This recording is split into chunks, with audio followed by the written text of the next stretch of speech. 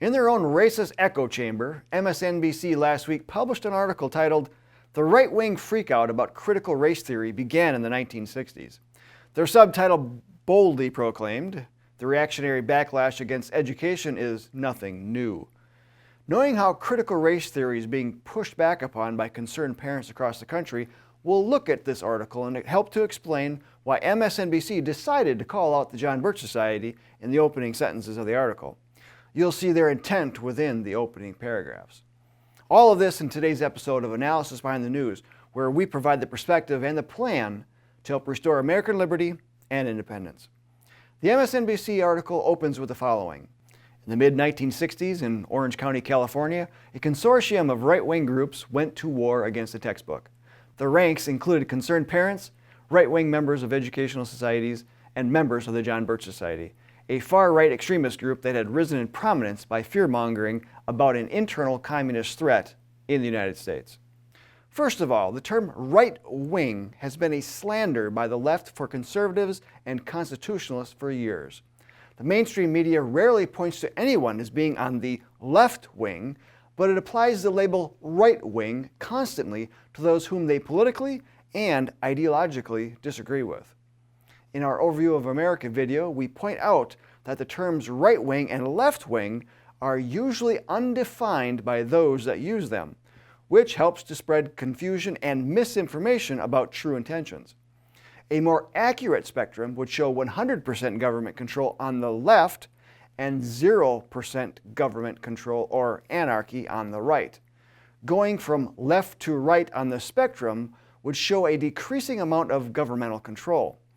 About midway, one could place the U.S. Constitution, which balances out the two extremes and demonstrates how the American type of government recognizes a certain level of government needed in order to protect individual rights, but not so much that it tramples those rights. Yet, how does the media depict left and right? Only in political terms as Democrat and Republican. However, the battle to continue the American experiment as introduced by the Founding Fathers has nothing to do with political parties, but everything to do about limiting government and allowing a moral and righteous people to realize their potential. This is far different than today's allowance by the people to have government be their safety net and their ultimate arbiter of rights. A very dangerous allowance, in fact. MSNBC rarely uses the term left wing, but seems to prefer to use the term progressive. MSNBC describes the John Birch Society as a far-right extremist group, which follows right in line with other members of big media.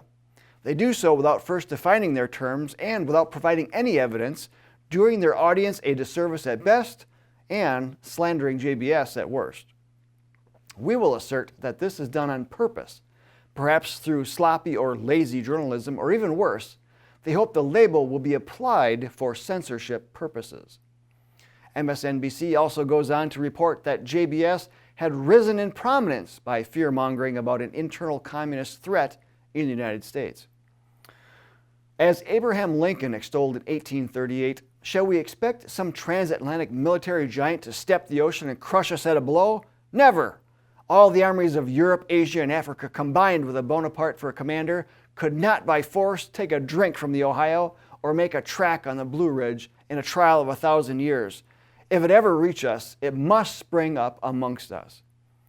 Communists have a long track record of doing just that, springing up amongst us and agitating the people to advance the revolution.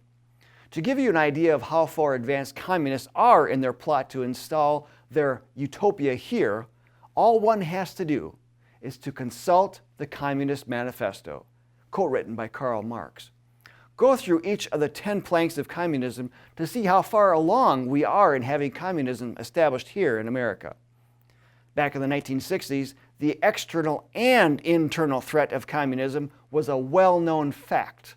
Indeed, the John Birch Society rang the alarm bell on communist subversion more than 60 years ago and gave concerned Americans a way to counter it, a practice that continues today.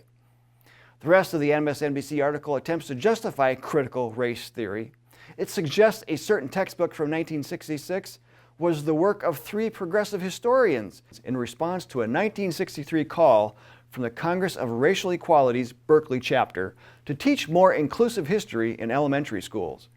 It was a time when the Civil War was almost exclusively taught as a states' rights issue, a framing that eluded or whitewashed the realities of slavery. According to historian Elaine Lewinick, who memorialized the controversy in a 2015 Pacific Historical Review article, Land of the Free, the textbook, sought to integrate the struggles and triumphs of minorities throughout U.S. history. Critically, it opened with an admission that the United States had not lived up to its purported ideals from the very beginning, excluding black people, Native Americans, and women from the franchise, and from representation in office for the vast majority of its existence. Once the book became a mandatory part of the California State Public School curriculum, the backlash from right-wing groups was swift and fierce. One John Birch Society representative told the New York Times that the book would give white school children a guilt complex. Hundreds of parents aired their grievances to California's educational authorities. Lewinick found protesting at school board meetings.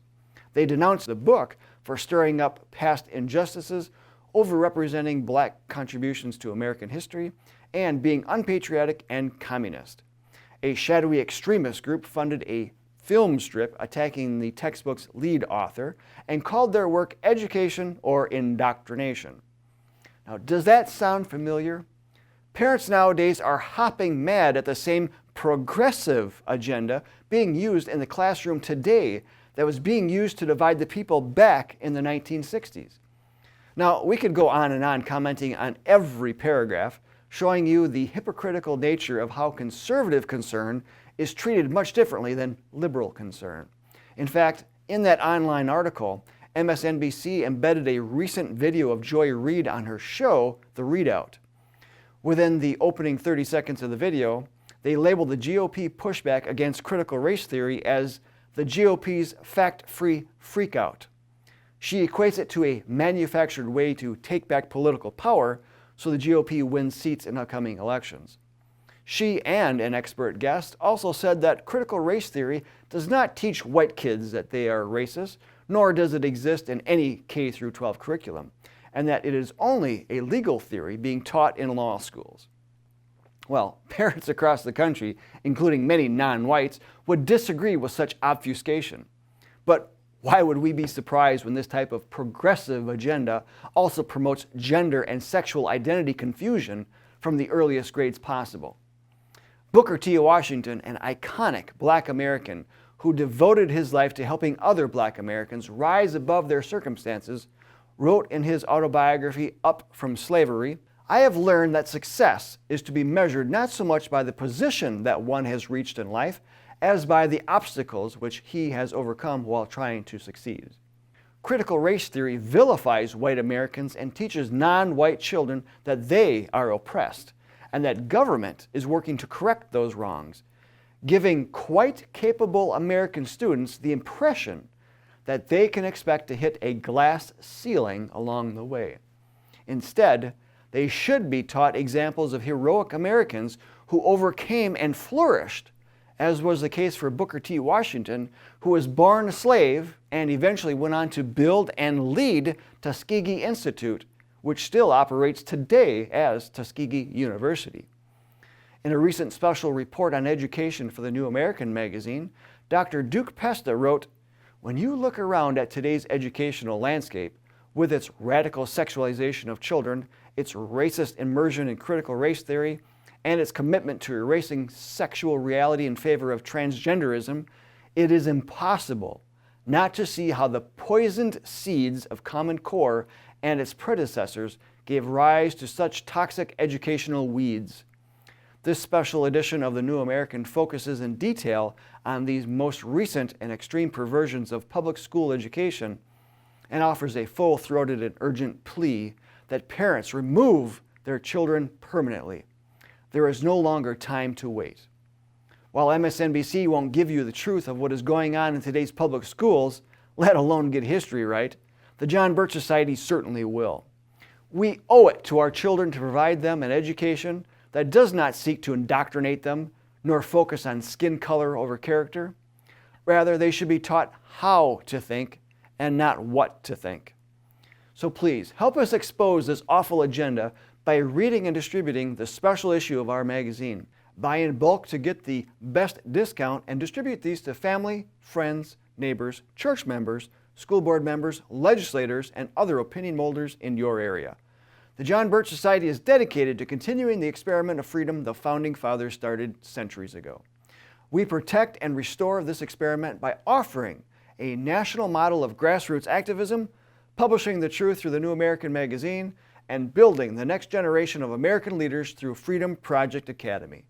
What other organization can claim this type of reach? Apply for membership today and begin working with others in your area. Plus, enroll your K-12 children into Freedom Project Academy. Fall enrollment ends July 23rd and slots are quickly filling up. Links are in the video description. I'm Bill Hahn for the John Birch Society. Until next time, stay informed, stay active, and be bold, patriots.